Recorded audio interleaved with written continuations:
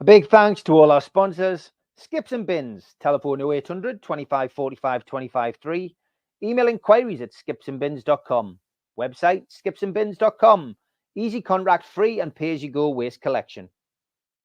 Thanks again to Mr. Vicky's Sauces, handmade in Cumbria. If you'd like to order some, then give them a call on 01768 210 102. Go to the website mrvickys.co.uk or drop them an email, info@mrvickys.co.uk. A big thanks to United Group Travel. They're a family firm based in Morpeth with pickups throughout the northeast. No strangers on our tours, just people you haven't met yet. They've got a presence on Facebook and a website, unitedgrouptravel.com. If you want to make a booking, give them a call on 01670 632 460 or mobiles 0791 666 4174 0795 71 41654. Thanks to Darren Baldwin Funerals, independent funeral directors. Let us look after you in your time of need. They're based on Old Durham Road in Gateshead, and you can contact them at their website, darrenbaldwinfunerals.co.uk. Email darren@darrenbaldwinfunerals.co.uk or give them a call, 0191 478 2730. A big thanks to Media Arts for all the help with the technical side of things. And a big thanks to New Workwear. You can find them at newworkwear.com. If you want to help the channel, hit the thumb up to subscribe, hit the subscribe button, and share to your other social media. You can also pay a one-off fee of £25 to get a scarf, a cup, a pen, and a membership card. Go to the website, nufcmatters.com, and click membership, or put your smartphone over this QR code. We also support the food bank on this channel. If you want to make some donations virtually, go to nufcfansfoodbank.co.uk and make a donation today. We're also a podcast on Spotify, iTunes, and other podcast providers. Just search NUFC Matters. I'm also a part of the Northeast Footy Brekkie Show. You can listen to that Monday to Friday, 7 till 9 at thetooneuk.com. We've also got an event coming up next year. It's in January the 19th at the Tyneside Irish Centre. It's an evening with Nobby Solano. Tickets are available on voucher for £20. Don't forget, Supermac and Gibbo do every pre-match at Louis Liquor Store. It's free entry, children welcome, and there is great food by Fed's Fried Chicken. They're usually on pre-match and sometimes post-match at Louis Liquor Store.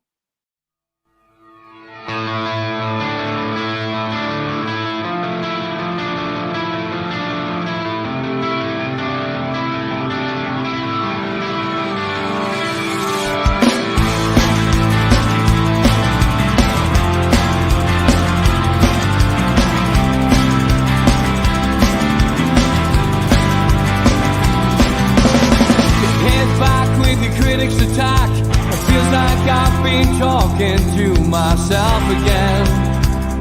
But it's the only way you're ever gonna learn. You look back and it's all in the past. I'm dwelling on the thoughts I cannot say to you. Good evening, welcome to NUFC Matters with me, Steve Rape. Geordies here, Geordies there with the lads, and slightly distracted, so didn't play the right music, but never mind. It's after Christmas, these things happen. But welcome to George, to Kevin, to Alwaleed, and to Mitch, as we have an hour to discuss Newcastle United. And boy, is there lots to talk about tonight. Just tomorrow night as well, just a little pointer to tomorrow night. You see that I advertised the breakfast show on here. Well, tomorrow night I'm pre-recording a special with Ted the Mackham, and refereeing is going to be Rye the Borough fan. We are going to be putting that out tomorrow night at 6 o'clock because I can't do a live tomorrow. So it should be quite lively, that. We have quite lively mornings, so to see the lads on screen should be a laugh. But we'll get an insight into what we can expect at Sunderland. We'll get a little bit of an insight into the players, etc. and it should be a lot of fun. I do warn you now, Rye, the Borough fan, cannot shut up. And he just goes on and on and on. You'll see what I mean when you see him anyway. Ted is a good lad. Ted's actually a good lad. It's Rye who we'll have to be wary of. So look forward to that anyway. I know some people have got questions in, but I'm going to start with a simple question to the lads here. We've seen the results over Christmas. It's collapsed like a pack of cards. 4 weeks ago, lads, 4 weeks ago, Newcastle were in the Carabao Cup. Still had a chance of getting through to the next round of the Champions League, and they were sitting in a nice, comfortable position in the league. That was despite a multitude of injuries which had cropped up. You know, basically, we had long-term injuries when we were doing well. That's my point, George. What's gone wrong, and how can we fix it, George? Well, good question. It's a big question. There's no denying that the injuries have disrupted everything. Of that, there's no doubt. But I've got to say that even then, there have been games, and I think I've mentioned on here before, when I've detected things happening on the pitch that haven't happened for a long time. And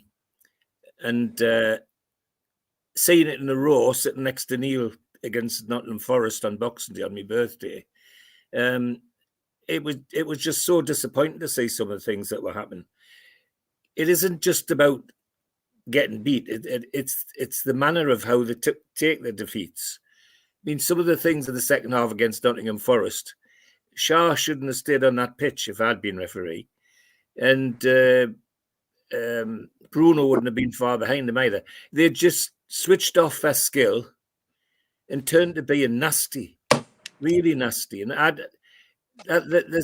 that's a mental thing, but it's come from somewhere else. And how do we fix it? Well, if it was me, I would go back to where we started last season, as just, you know, everybody saying we should have gone down and all that sort of thing.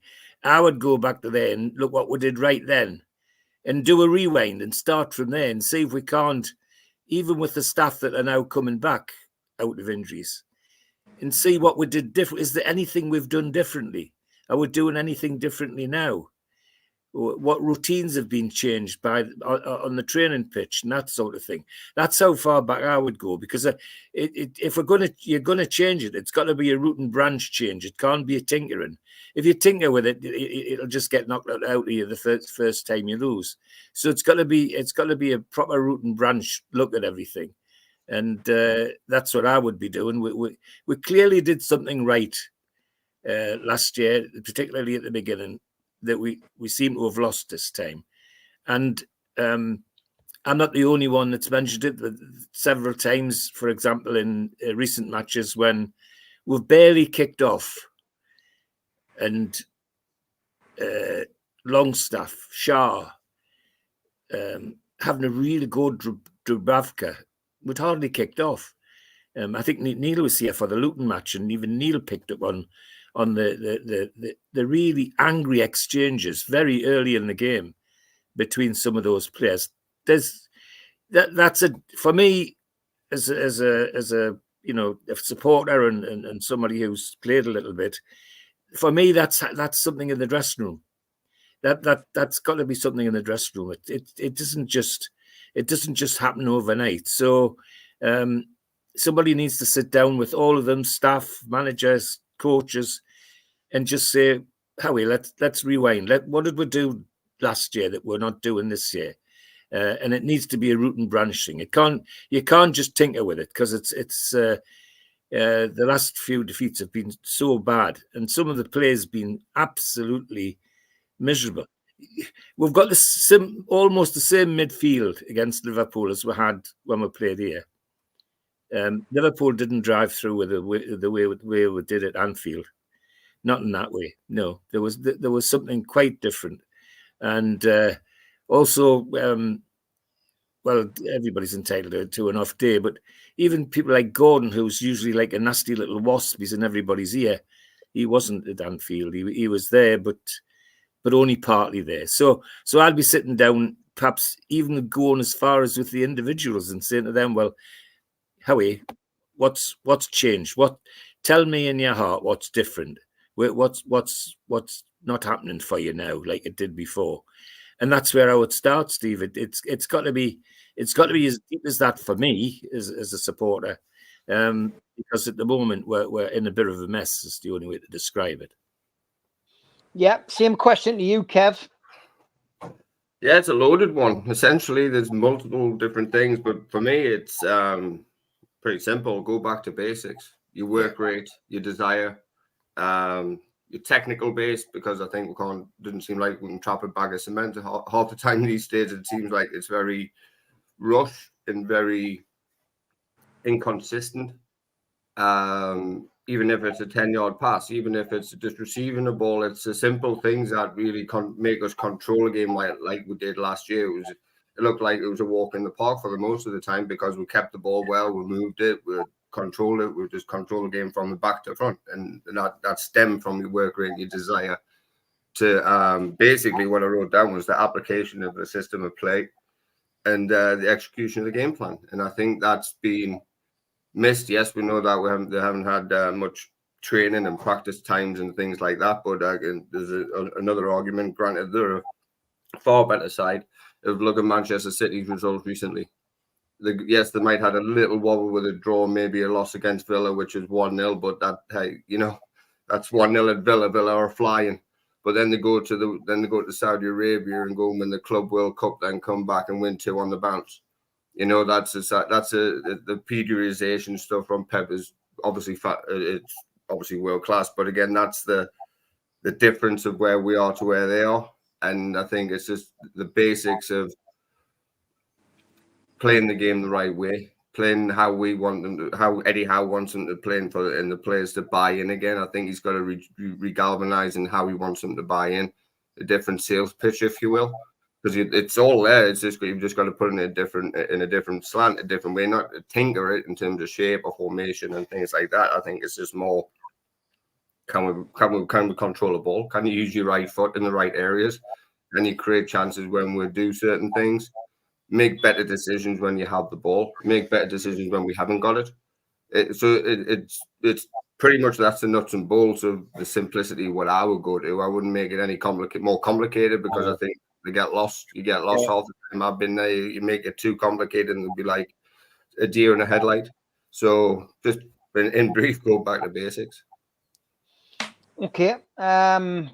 What's your feelings, Mitch, on this? What is going wrong at Newcastle? And is it an accumulation of things? Is it one thing in particular? Your dad's made the point about players falling out on the pitch, in front of each other.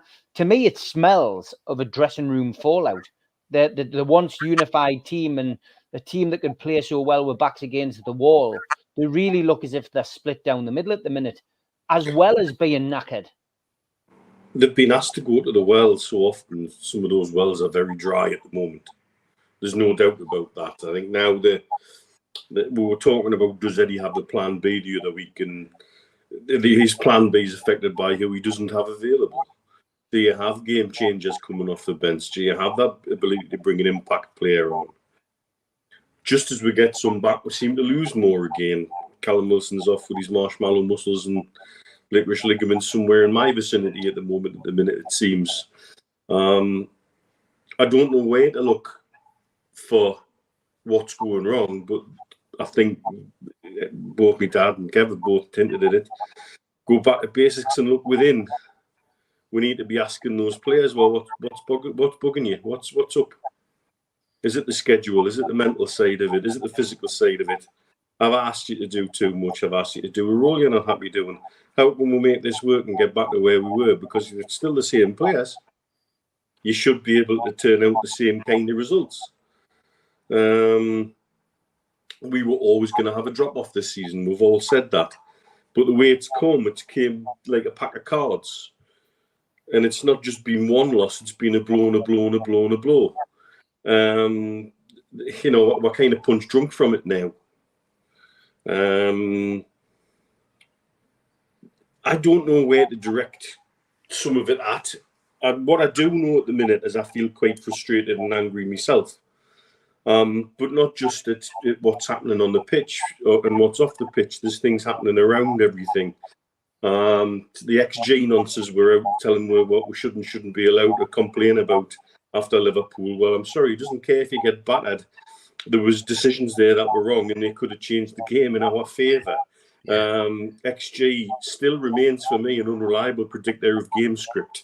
It may give you an idea which way the more likely result will come, but it says nothing about game script, and that's one of the hardest things to do in football.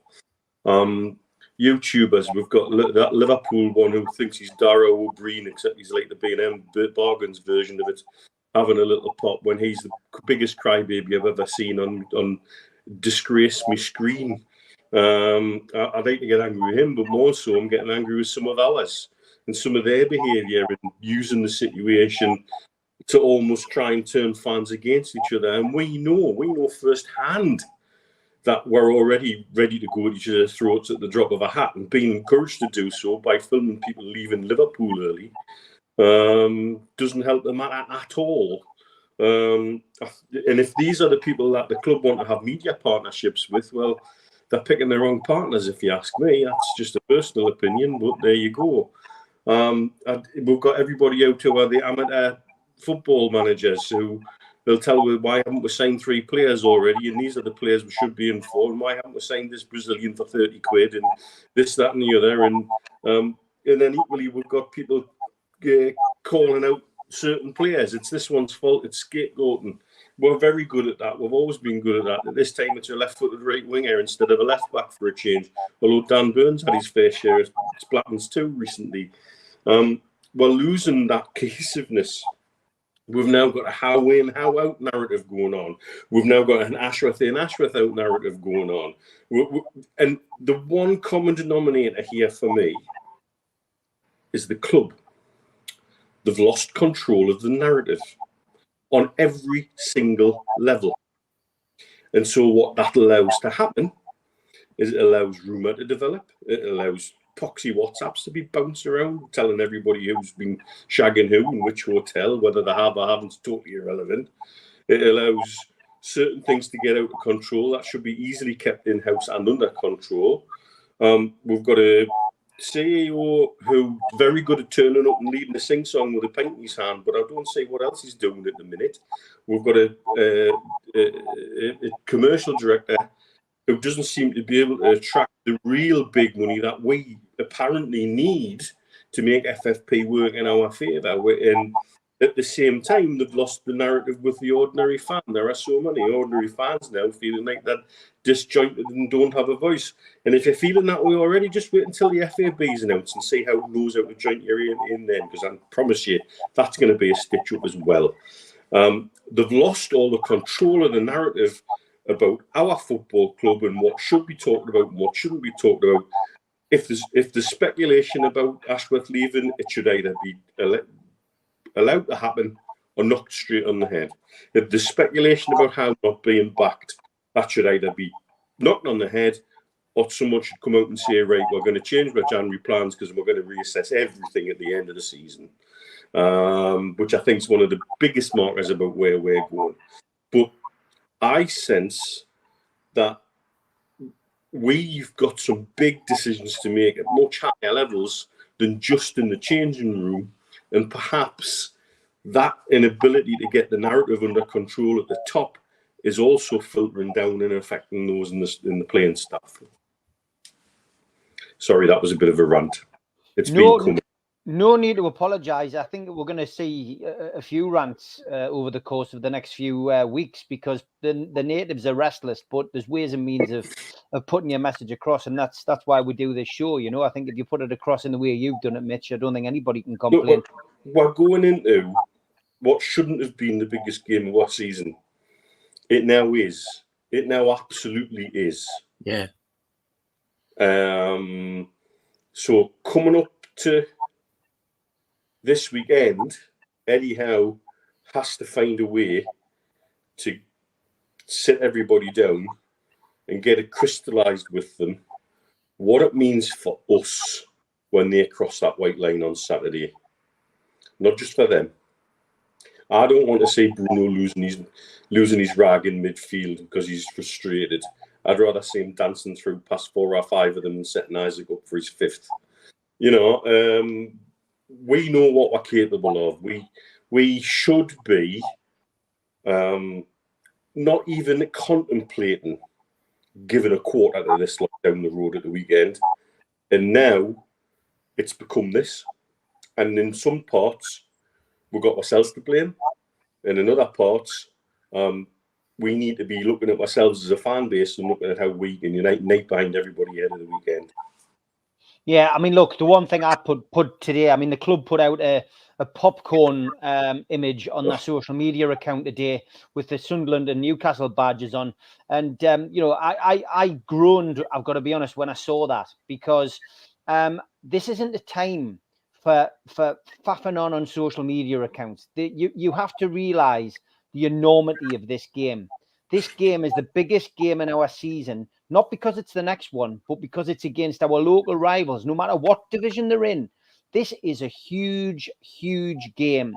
And I usually, listen, I've praised the club for their social media acumen over the course of the last few years when, you know, it's been great. The communication's been great, etc. But I put a message on there today saying, let's just concentrate on winning the match.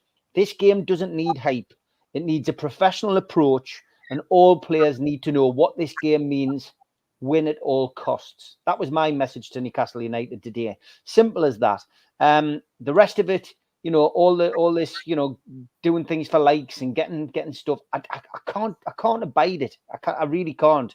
When it's a game like this, it's. I think we're getting a lot of things wrong now on the pitch. Obviously, it's there for all to see, but we're also getting a lot of things now wrong off the pitch. And I hate to say we told you so, but this is what we said on NUFC Matters. You can go back and watch the back catalogue of programs. We feared this might happen, and it's becoming an issue now, and we need to get a hold of it. We need to get a grab on it.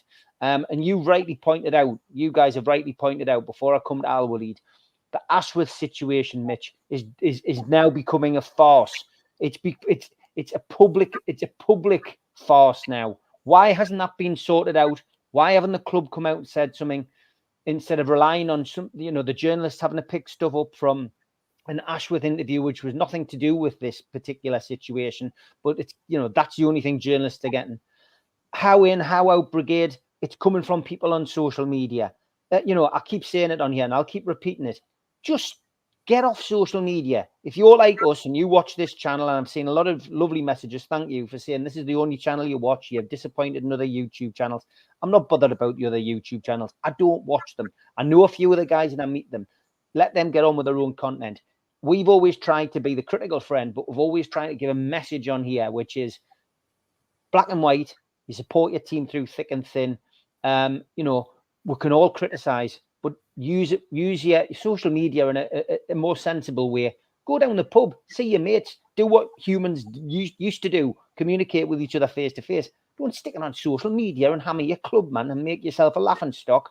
There's ways and means of doing it. There's so much wrong, and I am dreading this FAB, as you mentioned, or whatever it's called, Mitch, coming out. I am really dreading that coming out. That's for another day. But this fans group is going to be an absolute farce. And that's, I've never really commented on it.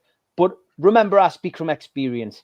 I was on the fans liaison committee as well. I wasn't actually on the committee. I was the fans liaison officer, the man who had to basically meet the fans liaison committee as a buffer between the club and the fans liaison committee. And right from the start, it was a waste of time. So I agree with you. That's one for another day. But let's get to Al Walid. Al Walid, you're sitting in Saudi. You know, 2 years on, things were going so well 4 weeks ago. What's happening from your point of view? Why are things going wrong, Al Walid, do you think? First, I'm a little bit disappointed because I used to Newcastle players always around the holidays or at the holidays time, they give their best, and I don't think they did that last few days. Usually, on the holidays, regardless how bad our situation, they do much better, or they do their best. What go wrong, Steve? I believe it's you can look at it at many ways, but if I can try to put it an example, I feel like when I hear you all lads, it's I believe it's all true. I could say that we are like in a marathon. Newcastle club have or used to play like, for example, 400 marathon for many years, 400-meter marathon. But this year it's like 2,000-meter marathon. We are not prepared, or we are not mentally or physically or quantity prepared for this 2,000-meter marathon. So that's why we are struggling in before we finish the marathon, which is the season. If we consider the season is the marathon, so I think we are not equipped enough for all the competition we participate. And also, I believe Champions League suck a lot of our power mentally and physically, emotionally. I think this is a fact, and I think this is also as temporarily. I think the club will go back after catching a breath. Now we are catching a breath. That's the problem. We catch a breath in this time, but the other team, they are fighting on and going on. So once we get catching a breath, they like take this advantage. I really hope this transfer window we get as many players as we can, loan, obligation to buy, whatever. But we need really quantity to continue. I think a lot of things can be fixed very quickly. Yeah, it's an emotive subject because it's a club we love and a club we've supported collectively for many years. I'm sure we'll continue the debate. I did play the ads at the start because I knew this would become quite a talkathon, even me getting involved. So I'll play this sub message and we'll be back after this. We still do 7 NUFC Matters show a week for free. But if you want to help support NUFC Matters, then there are a few ways of doing it. Hit the like button on each live broadcast and video. This helps the channel grow. Hit the subscribe button and select the all notifications bell so you don't miss a single show. If you want to help us financially, then you can join the channel using this button with the membership starting at $1.99 a month. Or you can drop us a donation in the chat using a super sticker. We're also looking for sponsors.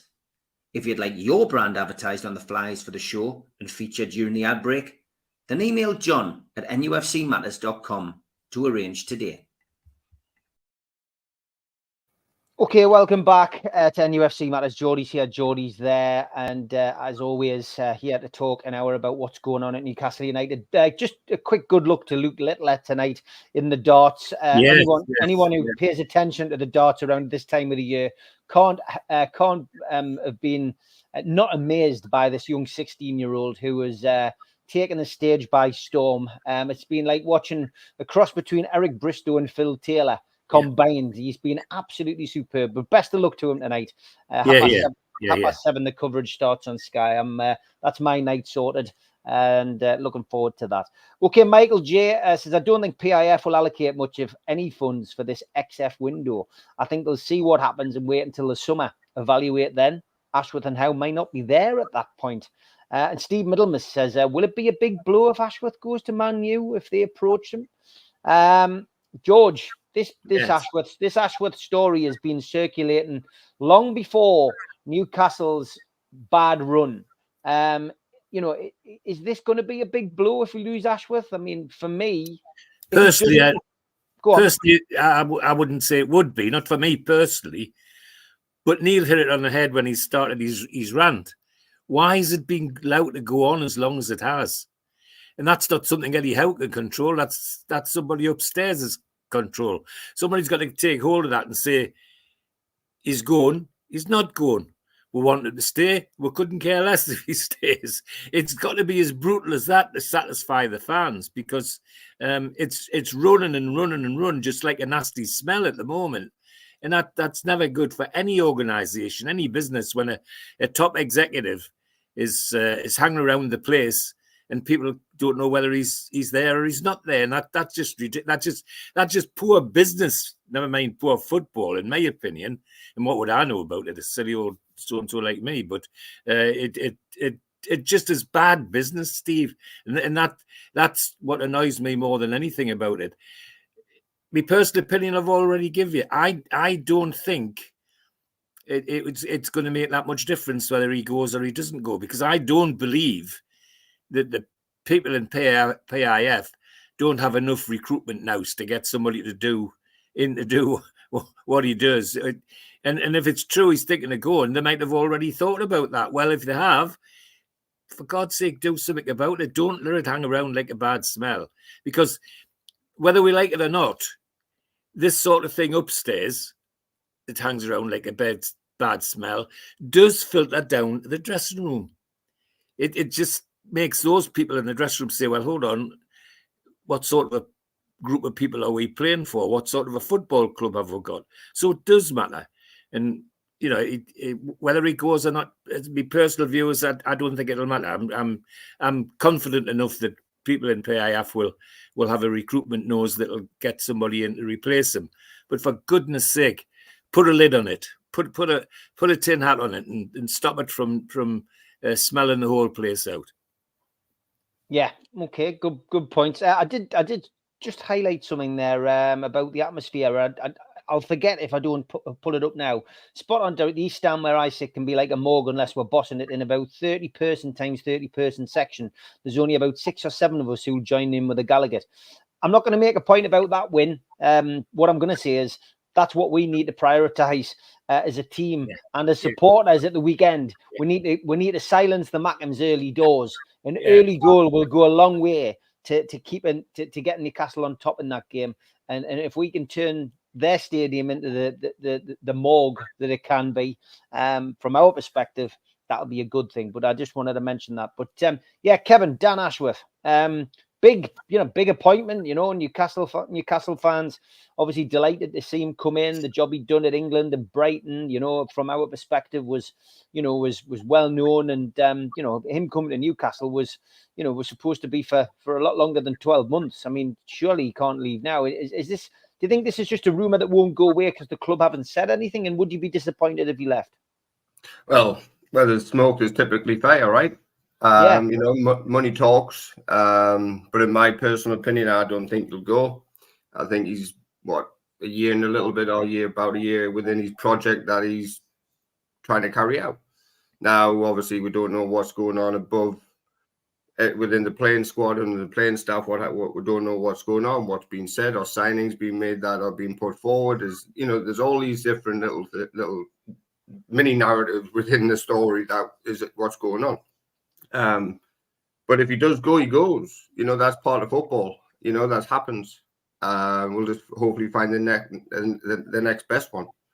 At the end of the day, it's the football merry-go-round. If you start a project here somewhere, it's like a manager, like a coach. They'll lay foundations.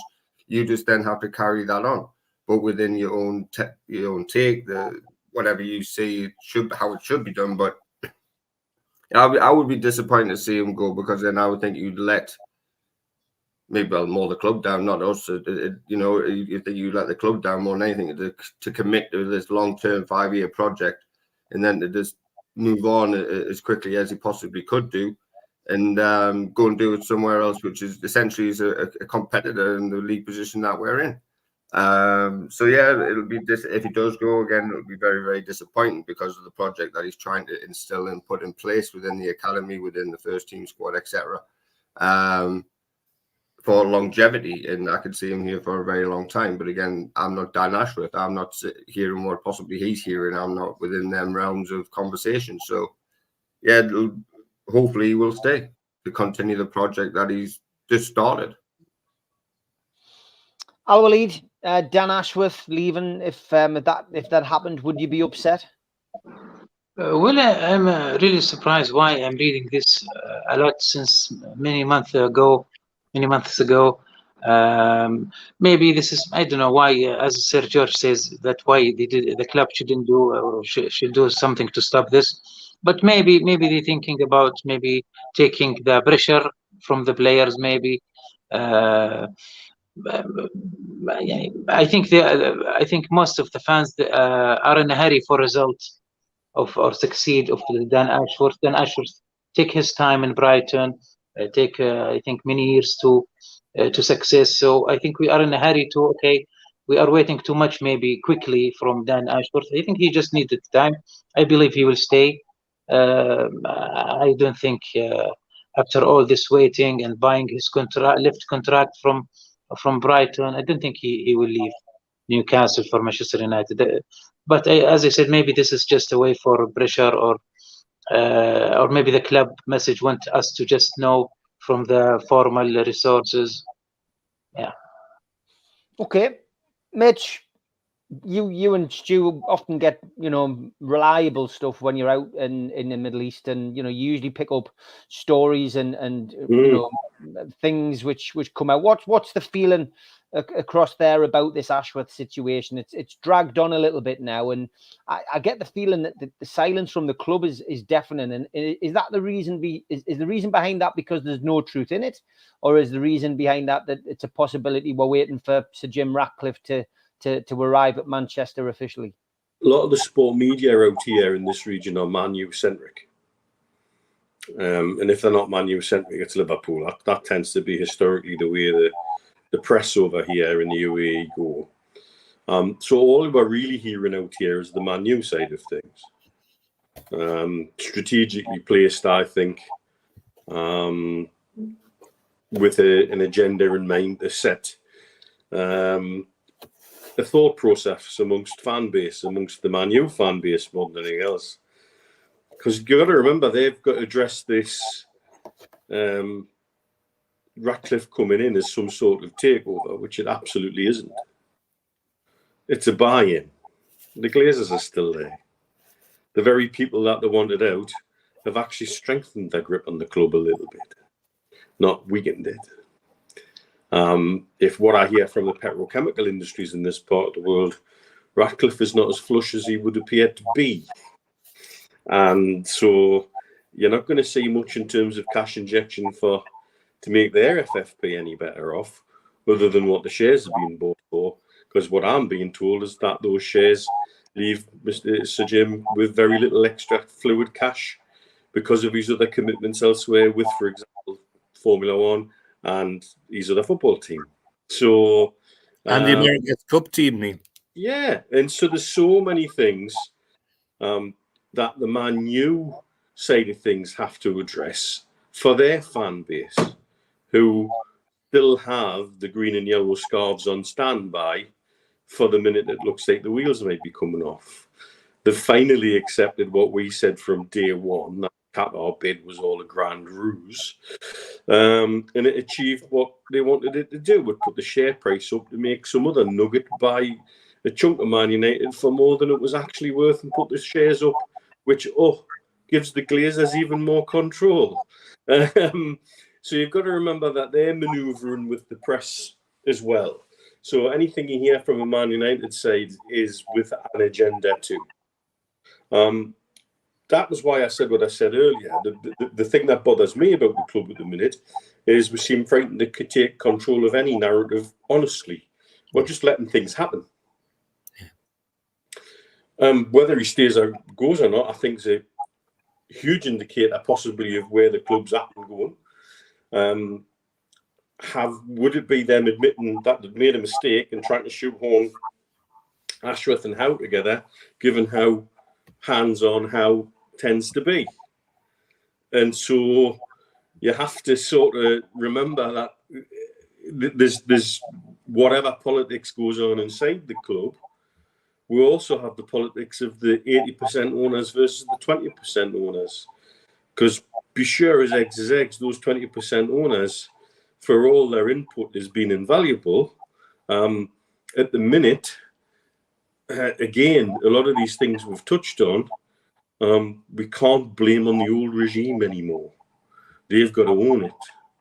And as the minority owners with more control seemingly over the football side of things, the way Ratcliffe will have at Man United, it's time people started taking responsibility and making things happen.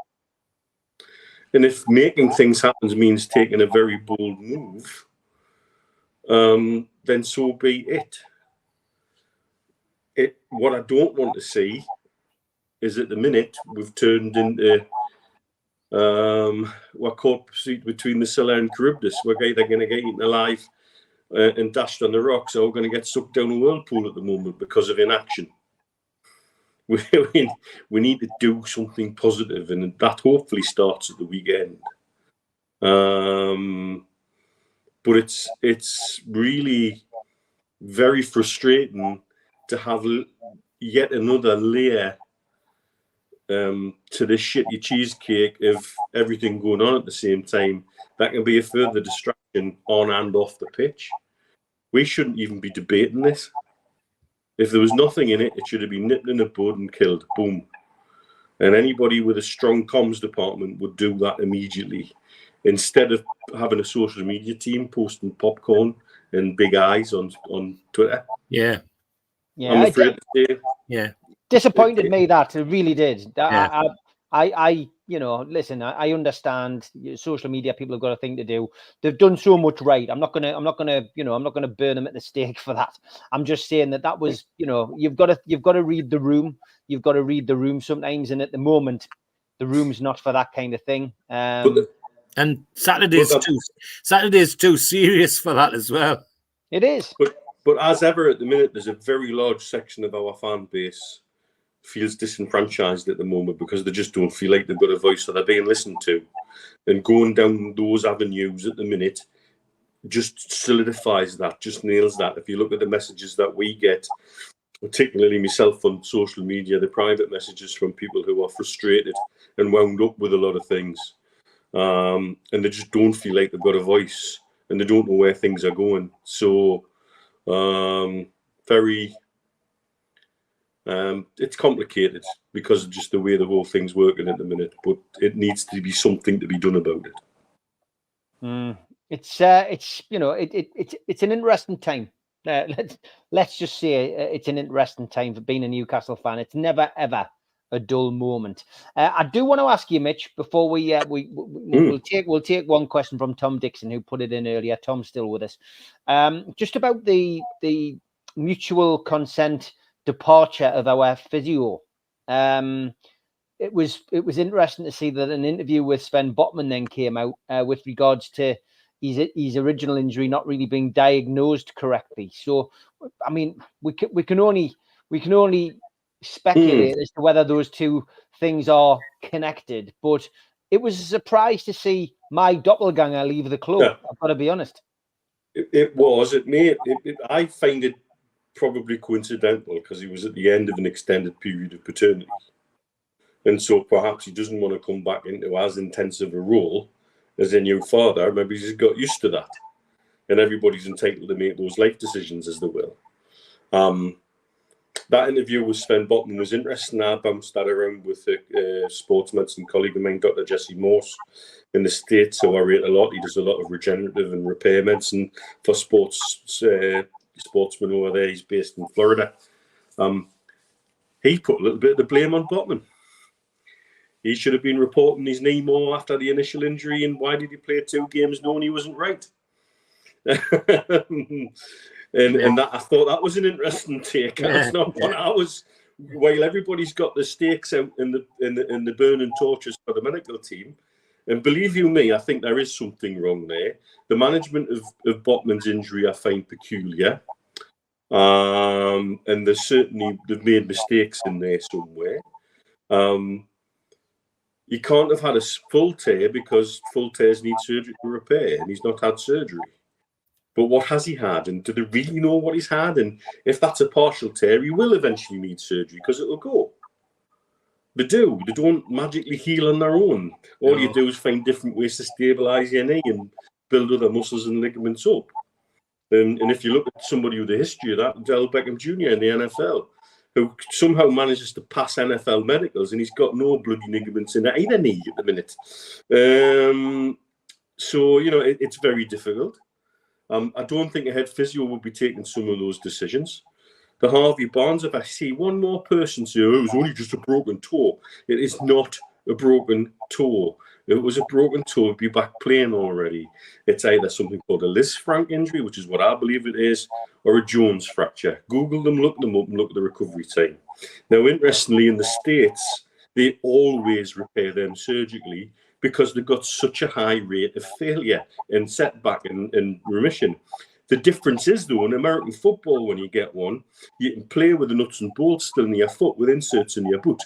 I don't think you can do that playing football. No. I don't think that will be quite the same thing. So I can see why they've gone for a non-surgical option for Barnes, because if it was less than 3 millimeters displaced, again, this is from Dr. Jesse Morse himself, the right thing to do was boot it up and let it try and heal naturally. However, the blood flow in that area of your foot, that mid-area of your foot where your metatarsals are, is notoriously bad. It's a notoriously difficult place to heal, and relapses are common. And so, am I going to blame them for trying to take a non-surgical route if it wasn't necessary? Because again, you can go a non-surgical route, and this is why they do it in the States, for guaranteed results. But they accept they won't return within so many months, and when they do the return, they'll be 80% because they'll have an insert in their boot until everything's fully healed and the nuts and bolts are taken out. But that's, again, the difference in approaches, in not just in sports, but in philosophies in medicine across the world. There are very different ones. Some people are more aggressive and some people are more hands-off.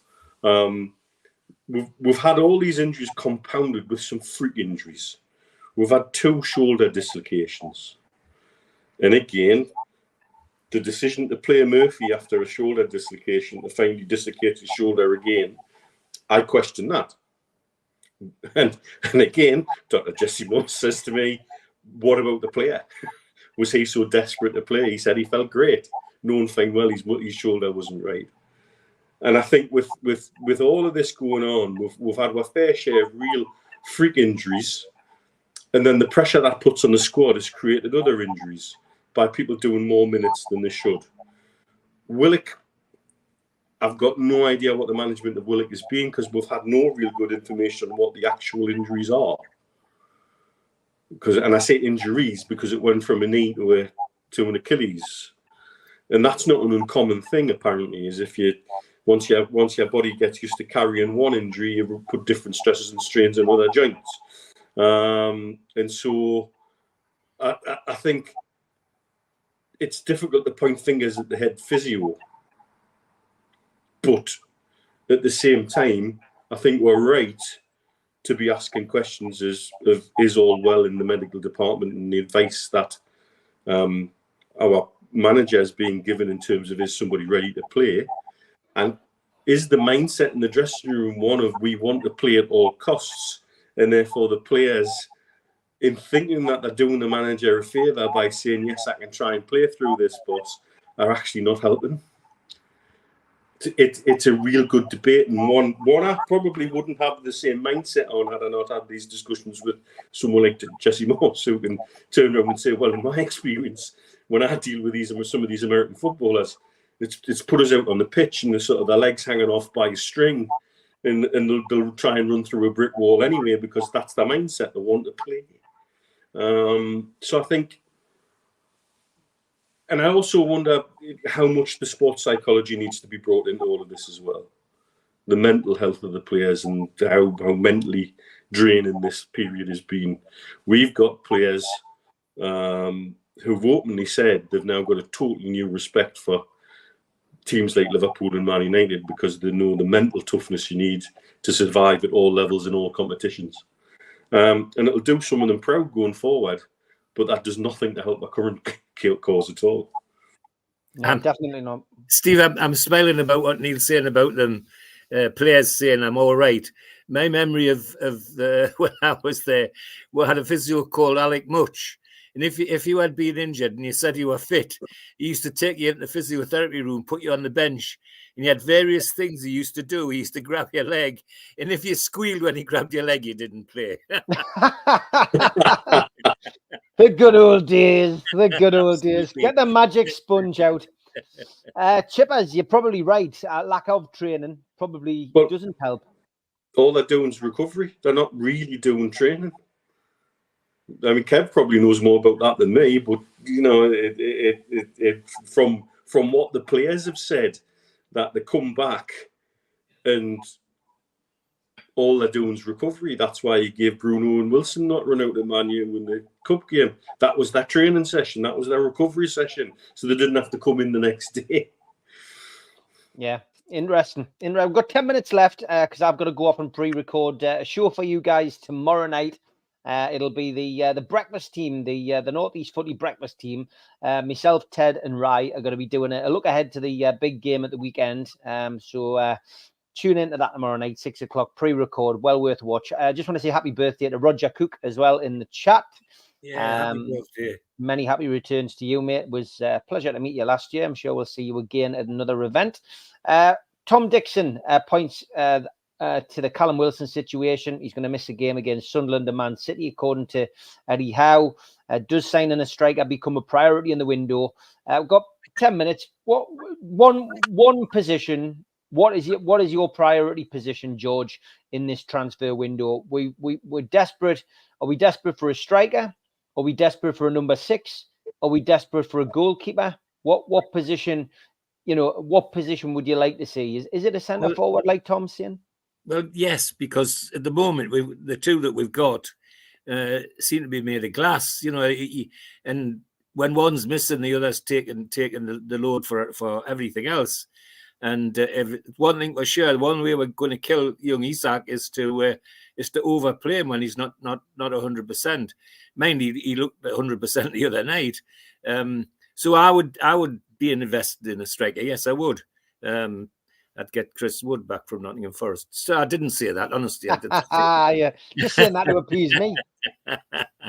No, I would have a striker. And yes, we do need to look at the back, but I think at the moment, there's some sorting out to do behind the front line.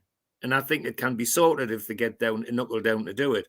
But the strikers that are like glass are no good to anybody. So we need another one just to take the weight off. And a proper striker, not somebody who's just to fill in. Okay, Alan Thompson says, yes, lads, striker and a number 6 are priorities. Simple. Steve says, striker, a blind man on a galloping horse can see that. Have we got money without selling, says Stephen? That's $1 million question. Which position do we need to strengthen, Kev? Totally agree with George, centre forward.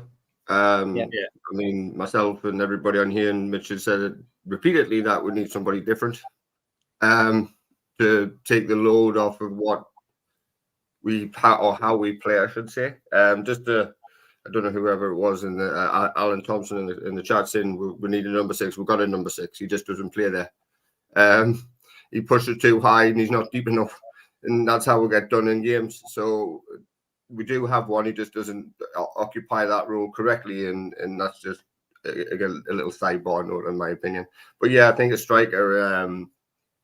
I mean, I've had the thought of it in terms of not saying let Wilson go and all the rest of it, but I'll go and have a good hard look at Dominic Solanke as a potential. Yeah. He's flying. Yes, it's going to cost, of course, because he's scoring goals. But he's the type of player. He's a mix of Wilson and Isak. If you look at his physicality and his speed and his power, what he has, he's a little bit something different. He can run down in behind. He can run down in between centre halves. He's good in the air. So pretty much what we have already, but again, it's something a little bit different what we haven't already got. So I'll go looking down that road versus the $100 million strike, what you're never ever going to get in the January transfer window. Yeah. Okay, Al Walid, which position would you like to strengthen in the January transfer window? Striker and playmaker. Yeah, striker and playmaker. Any particular player in mind? The lads are suggesting Solanke potentially. Would you like to see him at Newcastle? Well, I will go for the German player. I think his name. He's from Guinea, but he plays in Germany. I think his name is very hard. Girardelli or something like that. He scored 15 in the league in 10 games. Yeah, good player. And he's only 17 release clause, 17 million. So I think he worth it. Okay, Stephen Cameron suggesting an old favourite, Bass Dost. Dear me, how those were the days, Stephen. Yeah, some people have got short memories. Some people will be going, Bass who? Mitch, thoughts on what the priority is? I think the most valid point's already been made in the strap lines there, mate. We sold Chris Wood over a year ago and we've not replaced him. Mm-hmm. And we never have, and we've taken a risk to go into this season light on strikers, and it's a bit worse. And we have to address that situation. If that means we can't address other situations, that's a shame. But we have a striker in Callum Wilson who, when he is fit, is running at something like 0.87 goals a game, which is frankly ridiculous. But he's only played 2/3 of the games that he should have been available for in his total time at Newcastle United. And that's not good enough. We can't rely on him. Love him to bits.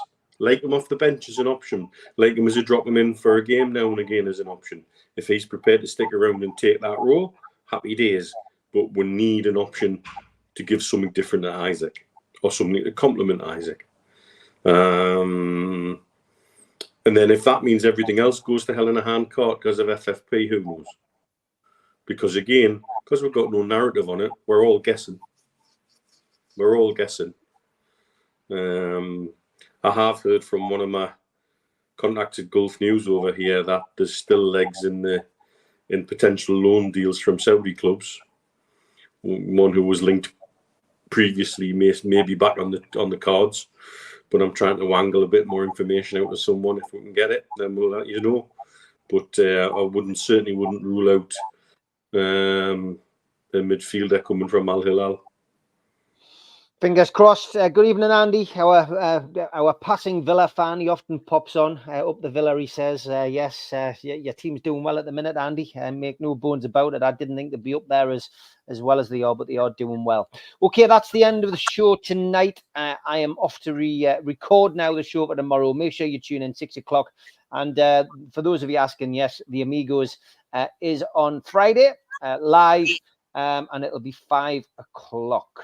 I think I've got a gig that I'm going to do that night, but 5 o'clock, yes, that's when it'll be on. But from me, from George, from Kevin, from Al Walid, and from Mitch, thanks for watching. Please, if you haven't already, click the subscribe button. We were discussing this, I think, over the one thing I can remember from our Christmas get-together. Some people watch it on the telly, so they're not subscribed. So if you're watching it on the telly, go onto YouTube, search for NUFC Matters, and click subscribe.